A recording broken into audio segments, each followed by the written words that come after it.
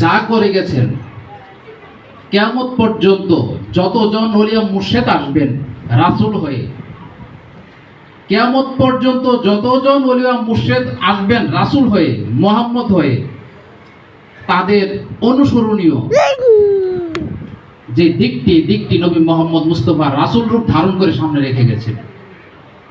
নবী মোহাম্মদ মুস্তাফা রাসূল রূপ ধারণ করে সামনে রেখে গেছেন যে একজন রাসূলের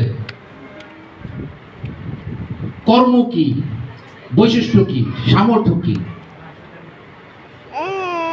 এই জন্য উনি কিয়ামত পর্যন্ত সমস্ত রাসূলের জন্য আদর্শ। আর নবী মোহাম্মদ মুস্তাফার সে আদর্শের স্বাক্ষর, এর একটা বড় স্বাক্ষর বা নমুনা হচ্ছে ঈদে গাদির। আজকাল সুন্নিরা বলে যারা ঈদে গাদির পালন করে তারা শিয়া। ঈদে গাদির কে পালন করছে সর্বপ্রথম? ইতিহাস কি বলে? ঈদে গাদির স্বয়ং আল্লাহর আদেশ ছিল, স্বয়ং আল্লাহর আদেশ ছিল, হে নবী আপনি আমার এই বার্তা সবার কাছে পৌঁছে দিন, যদি পৌঁছে না দেন তাহলে আপনি আপনার নবুয়তের কিছুই আপনি কি পূরণ করলেন না।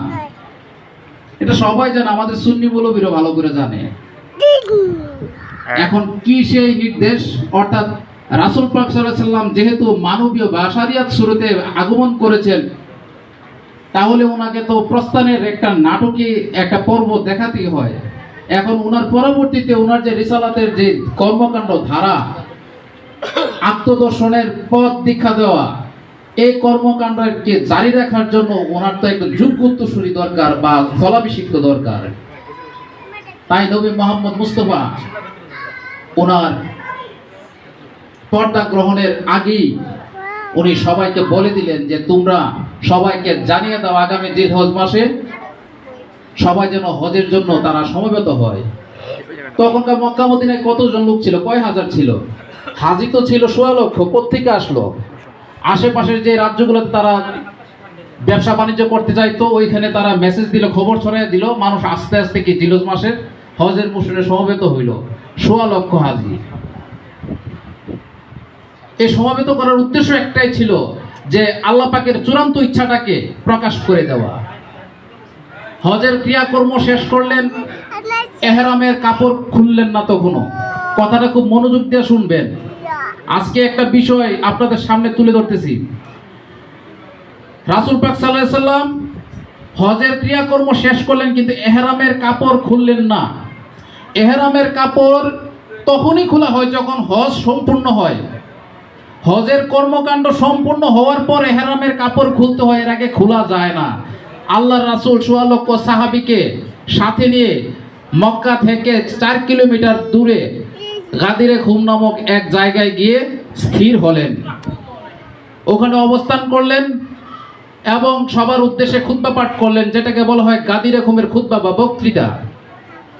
তো রাসূল পাক সাল্লাল্লাহু আলাইহি সাল্লাম এহরামের কাপড় খুললেন না, কিন্তু গাদিরে খুমে গেলেন, সবাইকে নিয়ে বক্তৃতা দিলেন। সেখানে ঘোষণা করলেন তার পরবর্তী স্থলাভিষিক্ত উত্তরাধিকারী হিসাবে কাকে উনি রেখে গেলেন, তাকে কিভাবে মানতে হবে না মানতে হবে, এই কথাগুলো রেখে গেলেন।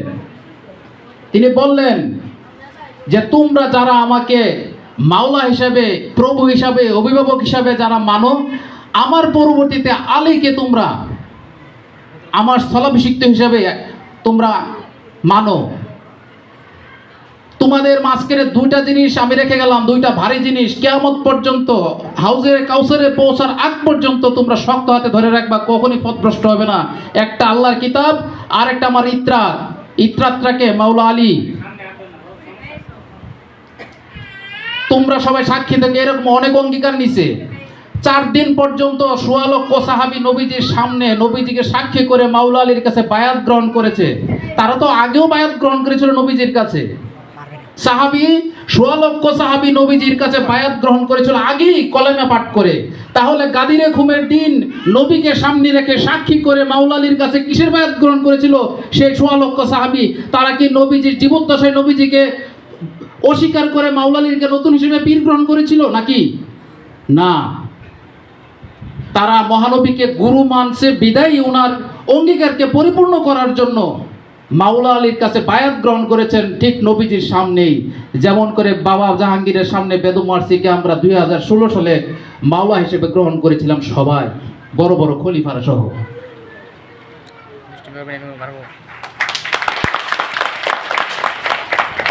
সম্মানিত উপস্থিতি, নবী মোহাম্মদ মুস্তফার জীবনের প্রত্যেকটা ঘটনা আমাদের জন্য শিক্ষণীয়, অনুসরণীয়। এগুলো উনি নিজের জন্য কখনোই করেন নাই। মাওলা আলী পর্বটাও আমাদের জন্য শিক্ষণীয়। একমাত্র বাংলাদেশের মধ্যে ফকিনি দরবার শরীফ ছাড়া আর কোনো দরবার শরীফ নাই যে মাওলায়াত নিয়ে কোনো কথা বলে, গাদিরে খুম নিয়ে কোনো চর্চা করে। এখন কিছু কিছু করে বিভিন্ন প্রেস ক্লাবে এটা সেটা নিজেদেরকে হাইলাইটস করার জন্য, প্রকৃতপক্ষে তাদের কাছে মাওলা আলীর সেই গাদিরে খুমের সেই দর্শন বিন্দু পরিমাণ তাদের মধ্যে উপস্থিত নাই। ফকিনি দরবার শরীফ এটাকে লালন করে এবং এটার জন্য কথা বলে, কারণ গাদি রকম 1400 বছর আগের কোনো বিচ্ছিন্ন ঘটনা নয়, এটা কিয়ামত পর্যন্ত চলমান প্রক্রিয়া। আমরা যদি বাবা জাহাঙ্গীরকে যদি রাসূল রূপে মানতেই না পারি, বাবা জাহাঙ্গীর নবী ও রাসূলের পার্থক্য করতে গিয়ে আমাদের মন মগজে খুব ভালো করে সেট করে দিয়ে গেছেন নবী কি আর রাসূল কি। যে ব্যক্তি নবী রাসূল বুঝতে পারছে না, বাবা জাহাঙ্গীরের কাছে মুরিদ হইছেন, সে মুরিদ হইতে পারে নাই। সে মুরিদ হইতে পারে নাই যে বাবা জাহাঙ্গীরকে রাসূল রূপে মানতে না পারলো, রাসূল মোহাম্মদ রূপে যে মানতে না পারলো, সে মুরিদই হয় নাই। আর বাবা জাহাঙ্গীরকে যদি রাসূল মোহাম্মদ রূপে আমি মেনেই থাকি, তবে মোহাম্মদ বাবা জাহাঙ্গীরের সেই স্থলাভিষিক্ত উত্তরাধিকারী মাওলা কোথায়? ভিতরে যদি 2 নম্বরই থাকে, সে আলীকে খুঁজে পাবেন না, সে স্থলাভিষিক্ত মাওলাকে খুঁজে পাবেন না। এই বিষয়গুলো নিয়ে আমরাই বেশি কথা বলি, বলারও কারণ আছে, এটা আমাদের নসিব। দয়াল সবাইকে সুযোগ দেয় না, মাওলায়াত নিয়ে কথা বলার মতো দয়াল সবাইকে সুযোগ দেয় না। মাওলায়াত বিরোধী শক্তি তখনও ছিল, এখনো আছে। তখনও তাদের দলটা ভারী ছিল, এখনো তাদের দলটা ভারী, কারণ মিথ্যার দল সব সময় বড় হয়। এক মনীষী বলেছিলেন, মিথ্যার দল এই জন্য বড় হয়, তাদের সাথে যুক্ত হয় কিছু মিথ্যাবাদী ধর্মান্ধ স্বার্থান্বেষী, এই জন্য তাদের দলটা বড়। কারণ ত্যাগের রাস্তা, কুরবানির রাস্তা সবাই আলিঙ্গন করতে পারে না, চলতে পারে না। তো বাবা জাহাঙ্গীর